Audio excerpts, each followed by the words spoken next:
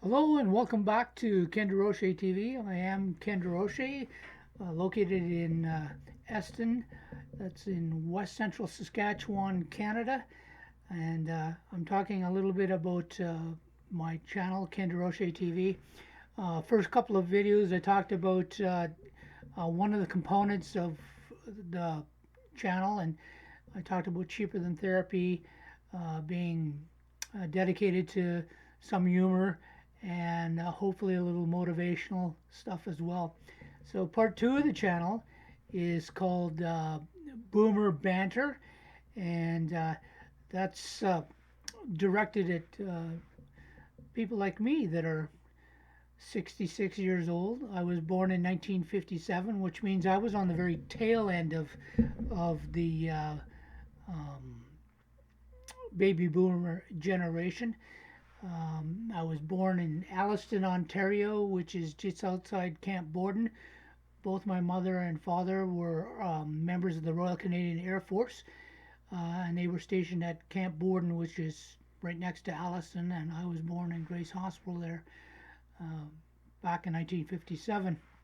So, uh, the purpose of the boomer banter is kind of to take a look at life from a boomer's point of view. A lot of things have happened in our lifetimes, not the least of which is, putting a man on the moon. I was a telephone systems technician in the Army. It was actually called terminal equipment technician. And I watched in a mere 7 years telephone systems go from electrical mechanical systems to digital. And uh, we've gone way beyond um, those first steps into the digital world as far as telephone systems go. I often wonder what Alexander Graham Bell would think of his invention now. And I'm actually really glad that his name was Alexander Graham Bell and not Alexander Graham Siren, because then your phone wouldn't ring, it would go off, and it'd probably freak you out. Um, those are just a handful of things that I've seen change in just my short lifetime of 66 years. And I spent 7 years in the Army, 4.5 years in the Air Force. I was a broadcaster, worked almost exclusively in AM radio. I had probably the best job that a teenager could have. Starting in grade 9, I started working at the local radio station in Fort Francis, Ontario, CFOB. I worked nights and weekends and just had a blast. I worked from uh, grade 9 right through graduating from grade 12 at Fort Francis High School, and loved every minute of it.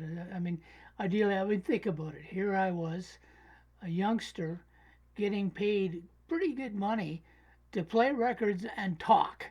Um, I often think of teachers that used to give me heck in school for, no one's ever going to pay you just to talk to Roche. And, well, I kind of proved them wrong, actually. So I did my 4 years there. Um, Back then, in the 70s, this was 1970 to 74, um, I was making about 800 bucks a month at the radio station. And when you think about it, gas was 22 cents a gallon then, not a liter, a gallon. So, what, 4.5 cents a liter? You could buy an album for 5 or 6 bucks, T-shirt for a buck and a quarter. So $800 was lots of money, and I had a lot of fun. Now, later on, when I was in the military, I worked for the Canadian Forces Network at CHCL in Cold Lake, Alberta. It was actually, I think it was the second last radio station in the Canadian Forces Network. There was one still in Germany, in Lahr, but those radio stations are now long since gone.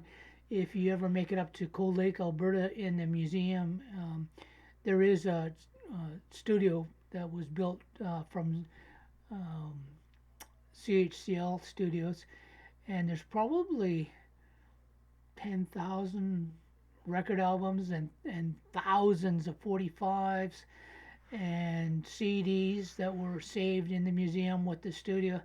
Um, Be honest with you, I'd love to get my hands on that record collection, but I don't think that's going to happen anytime soon. Later on, I worked for Radio LW, CHLW in St. Paul, Alberta. I eventually wound up co-managing that station with another guy. Um, and I always loved radio. Unfortunately, the pay for AM radio is not great. The only way you could really make money in radio in Canada is to become a salesman and sell advertising, which I did do eventually. I went from making 12 or 1400 bucks a month as an announcer to about $10,000 a month selling advertising just from my commissions. So it was quite a change. Of course, video killed the radio star. You know the Buggles song, and truer than we know. Um, I still enjoy AM radio. I listen to the local AM guys lots. Um, but um, I've been kind of watching the world. I've traveled lots. I've been coast to coast in Canada probably over a dozen times since 1968. That's when my dad got out of the Air Force. And I've lived or worked in every province and all three territories except for Newfoundland. My wife spent time in Newfoundland, and I'm going to go there one day just to say I've got the whole country covered. I lived in Belgium for 4 years when I was a kid. My dad was actually stationed in France, with the Royal Canadian Air Force. My little brother and little sister were both born in France at the air base there, so they are considered Canadian citizens born abroad, is the terminology that they use. Um, and then when we came back to Canada, uh, we lived in Comox, BC. That's on Vancouver Island. And then we were in after Dad got out in '68. We moved into Quebec. We lived in Thurso, Quebec. I was there when the FLQ murdered Pierre Laporte. Um, anyway, what I'm really trying to say is that I've seen a lot of stuff, and I'm sure a lot of other baby boomers can make the same claim. Seen a lot of stuff. So part of Kinder Roche TV is going to be dedicated to um, life in Canada, in the world as a baby boomer, and what our take is on current events. Maybe take a look at recent history, that kind of stuff. Uh, so I hope you'll join me when I'm doing those uh, Boomer Banter episodes. And thank you for watching again. Uh, I'd really like it if you could subscribe to this channel, uh, like the video, click the notification bell, and then you'll be notified every time I post something new here on the channel. And I'm looking forward to seeing you again the next time I post one of these videos. Have a great day. And let's remember today also is the 11th of November, and let's take time out to remember our veterans. I'm proud to say that my wife and I are both veterans. My mom and dad were both veterans. Both my grandfathers and my step-grandfather are veterans. Um, my father-in-law was a lifer. He started his career in the military at the end of the Second World War. Then he did 2 combat tours in Korea, 3 tours in Alert. He started as a combat engineer and 25 years later finished as a construction engineer in the Canadian Army. He was a sapper.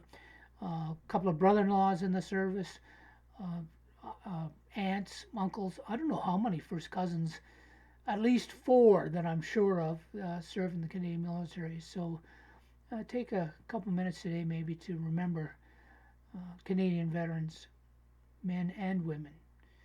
Thanks so much for watching.